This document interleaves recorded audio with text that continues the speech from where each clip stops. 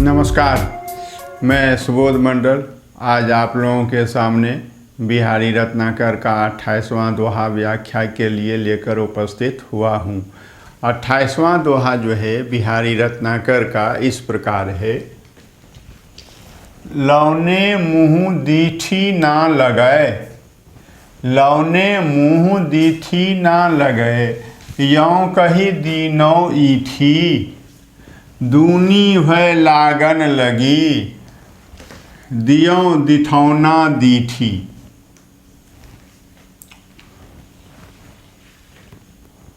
सखी जो है, सहेली जो है, नायिका के चेहरे को, सुंदरता को, मुख कांति को, चेहरे के सौंदर्य को नज़र ना लग जाए, इसलिए क्या करती है कि दिठौना लगा देती है, दिठौना लगा देती, काजल की बिंदी लगा देती।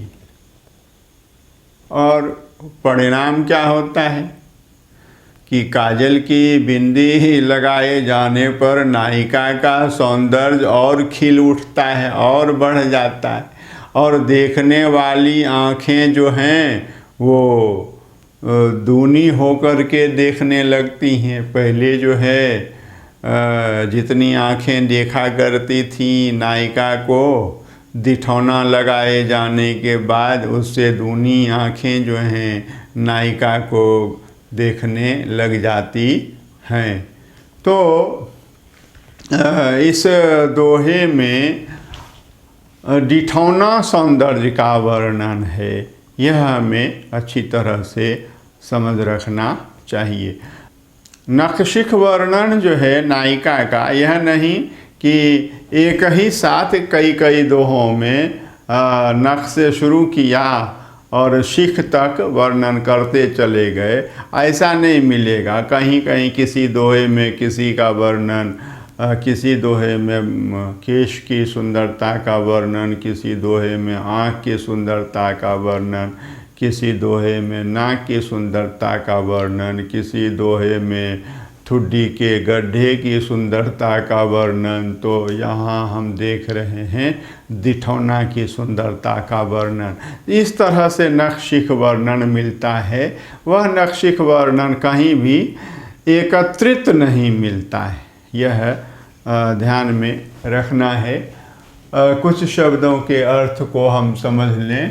लौने लावण्यमयी, लौने मतलब लावण्यमयी, सलोने सुंदर, मुँह मतलब मुख को, दीठी मतलब दृष्टि, कुदृष्टि नज़र, ना लगे नहीं लगे, यों कही यह कह करके ईठी। अब देखिए ईठी क्या है, इष्ट शब्द है और इष्ट शब्द से ईठ बना है। इष्ट माने मित्र, और यहाँ और ईठ माने भी मित्र, और इसी में दीर्घई प्रत्यय लगा करके ईठी शब्द यहाँ व्युत्पन्न हुआ है। और ईठी का अर्थ होगा मित्रा, मित्र का स्त्रीलिंग रूप मित्रा या सखी या सहेली। एक बात और समझ रखने की है कि मित्राणी जो है वह मित्र की पत्नी को कहते हैं। तो संबंध तो मित्र से है, मित्रवत संबंध जो है मित्र से है, और मित्र की पत्नी को मित्राणी कहते हैं, भले ही उसके साथ कोई मित्रवत संबंध ना हो। तो यह अच्छी तरह से समझ रखना है। यह मैंने बताया ईठी का शब्द किस प्रकार इष्ट से व्युत्पन्न हुआ है।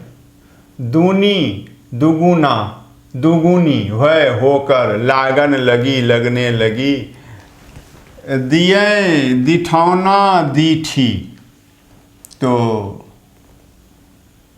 दिठौना या दिठौना काजल की बिंदी, दिए देते ही दृष्टि जो है, लोगों की नज़रें जो हैं दूनी होकर के नायिका के चेहरे पर लगने लगी हैं। तो ये शब्दों के कुछ अर्थ बताए मैंने। अब देखें, लौने मुँह दीठी ना लगे, नायिका के लावण्यमयी सलोने सुंदर मुँह पर किसी की कुदृष्टि ना लगे। यों कही, यह कह कर के, ऐसा कह कर के, ईठी ने, सखी ने, सहेली ने दिठौना दीनो, दिठौना दे दिया, काजल की बिंदी लगा दी कि लो अब तुमको किसी की नज़र नहीं लगेगी, कुदृष्टि किसी की तुम पर नहीं पड़ेगी। और दिए दिठौना, और दिठौना या दिठौना देते ही लोगों की दृष्टियां जो हैं दूनी होकर लागन लगी, लगने लगी। दिठौना लगाए जाने पर उसकी सुंदरता में अत्यंत वृद्धि हो गई और इसका यह परिणाम हुआ कि देखने वाली आँखें जो हैं उनकी संख्या दुगुनी हो गई और दुगुनी होकर आँखें जो हैं नायिका के मुँह को, सलोने मुँह को, सुंदर मुँह के, लावण्यमय रूप को, मुँह को देखने लगी। यह है, हमने देखा है कि नायिका के सुंदर मुँह पर किसी की कुदृष्टि ना पड़े, यह कहकर सखी ने क्या किया कि दिठौना दे दिया और दिठौना देते ही लोगों की आँखें जो हैं धूनी होकर उसके सलोने सुंदर मुंह पर लगने लगी। अर्थात दिठौना देते ही उसकी सुंदरता पहले से बहुत बढ़ गई और जिसके कारण देखने वालों की आँखें जो हैं दूनी हो गई। तो इस दोहे में दिठौना सौंदर्य का या दिठौना सौंदर्य का, काजल की बिंदी के सौंदर्य का वर्णन कविवर बिहारी ने किया है। बहुत बहुत धन्यवाद।